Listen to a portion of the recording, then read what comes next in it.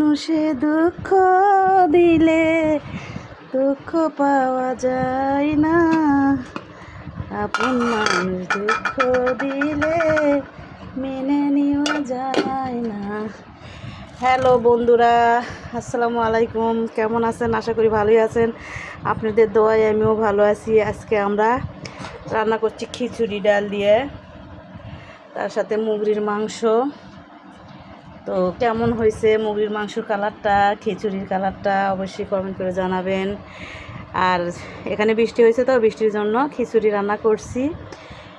আর এই যে মুগরির মাংস। তো কার কার পছন্দ অবশ্যই কমেন্ট করে জানাবেন। আসবেন, আমাদের বাসায় দাওয়াত থাকলো। তো ভালো থাকবেন, সুস্থ থাকবেন, দোয়া করবেন আমার জন্য, অবশ্যই সাপোর্ট করবেন, বেশি বেশি করে কমেন্ট করবেন। এই তো ভালো থাকেন। আসসালামু আলাইকুম, খোদা হাফেজ।